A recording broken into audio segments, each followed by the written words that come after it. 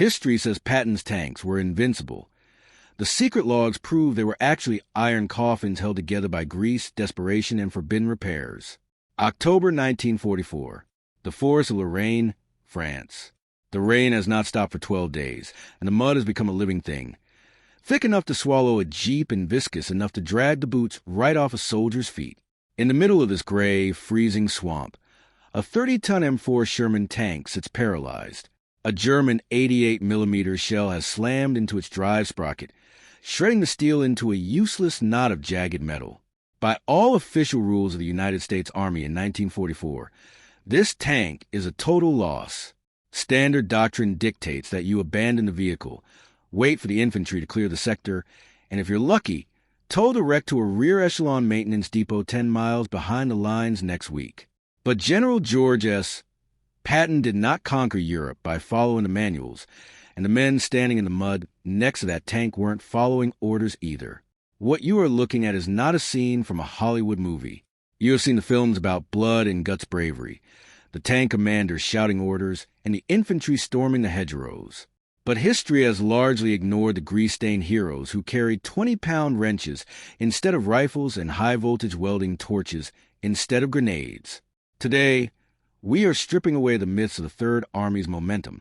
We are cracking open forbidden recovery logs from September to December 1944 to expose forensic miracles performed on mangled steel. We are going to the dead space, the lethal kill zones between the front lines, where suicide mechanics performed surgery on tanks while German snipers were still pulling the trigger. By the end of this deep dive, you will realize that Patton's invincible armor wasn't saved by thicker plating. It was saved by men who refused to let the war stop even when the world was exploding around them. And you'll want to stay until the very end, because the impossible log of the 14th Recovery Detachment contains a story from November 11th, 1944. So insane it defied the laws of physics and the Geneva Convention simultaneously. To understand the scale of this defiance, you first have to grasp the logistics paradox of the autumn of 1944. On September 25th, Patton's headlong rush across France finally hit a wall, a combination of empty fuel tanks and the fortified city of Metz. Patton was a man possessed by speed. In his eyes, a stationary tank was a funeral. If a lead Sherman threw a track on a narrow forest road in Lorraine, it didn't just stop one crew. It paralyzed an entire armored column. 50 tanks behind it became stationary targets for the German 11th Panzer Division. One broken bolt in the mud could lose an entire campaign. This was Patton's nightmare. The official Army response was recovery by the book. Pull back, secure the perimeter, wait for heavy equipment, and take 3 days to assess the damage. Patton's response, formalized in order sent down in early October, was recovery under fire. He essentially told his mechanics, "I don't care if the enemy is 100 yards away. If that tank isn't moving by dawn, you have failed." This created the Ordnance Suicide Squads. Throughout October 1944, these weren't mechanics working in a warm garage. They were frontline combatants driving the most vulnerable vehicle on the battlefield, the M32 Armored Recovery Vehicle. Picture a Sherman tank, but strip out its powerful 75mm gun and replace it with an 18-foot folding crane boom.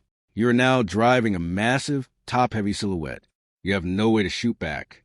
Your only protection is your ability to weld faster than the Germans can reload. The recovery logs from November 1944 show that these crews were driving directly into active barges to reach tanks that were still smoking. They would hook up tow cables while mortars were zeroing in on their crane booms.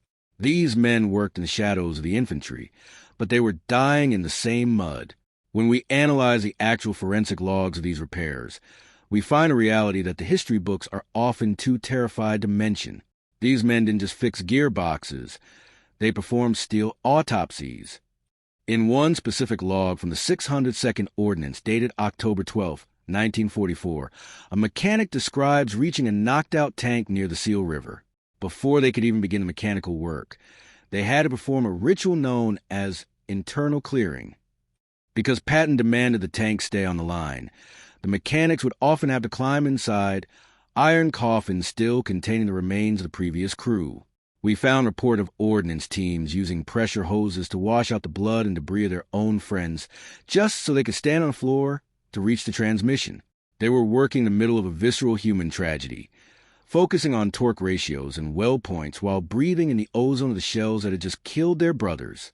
The tactical move Patton made during the battle for the foray to Gramercy in late October was supported by a mechanical subplot that history has overlooked. The mud became so aggressive that tanks were simply vanishing into the earth. If a tank bogged down, it was a sitting duck. On October 27, 1944, the ordnance teams officially documented the use of the mud sled. They didn't have time to wait for engineers, so they welded massive plates of scrap steel into enormous rafts.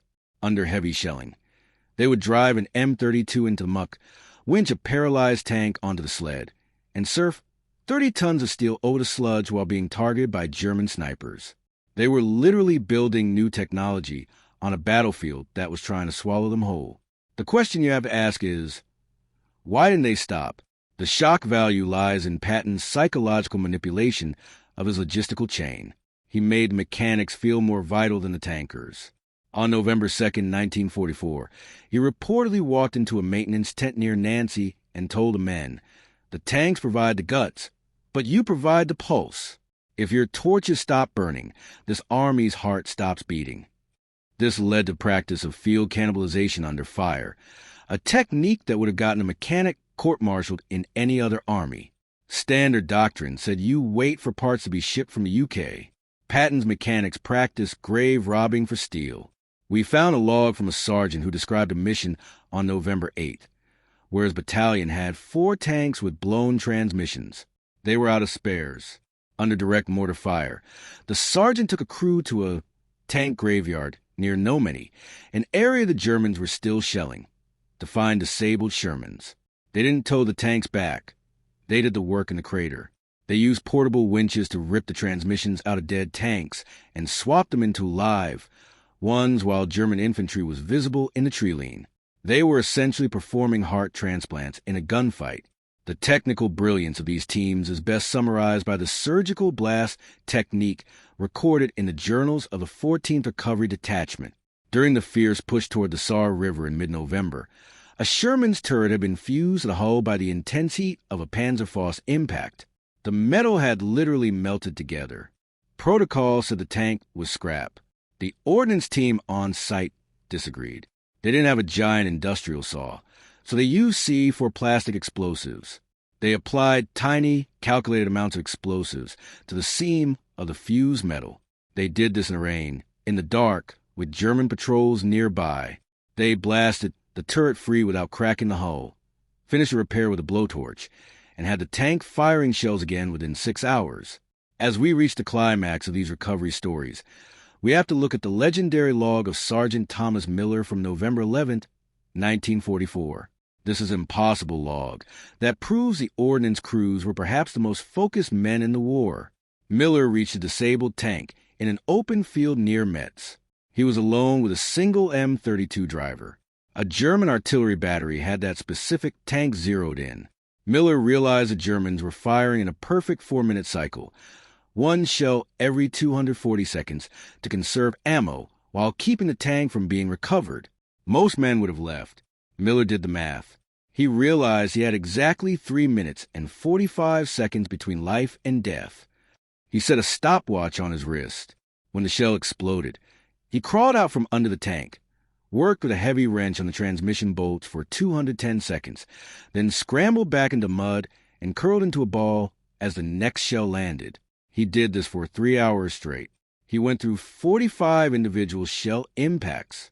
By the time his 46th cycle began, he had finished the installation, cranked the engine, and drove the tank away in a cloud of exhaust just as the next shell landed exactly where he had been lying. He drove that tank right back into the German lines, using confusion to reach safety.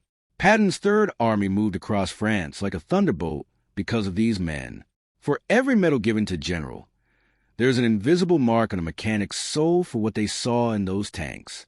They prove that the momentum of war is built on more than just blood and guts. It is built on the willingness to weld under fire. They turned forensic nightmares into fighting machines. They were the ones who truly knew that a Patton tank was never really dead as long as there was a man with a wrench nearby. But here's the loop trap that history rarely tells you. While these ordnance crews could fix any piece of steel, they were about to encounter a challenge they couldn't repair. Patton's tanks were now approaching the German border, and they weren't finding armored divisions anymore.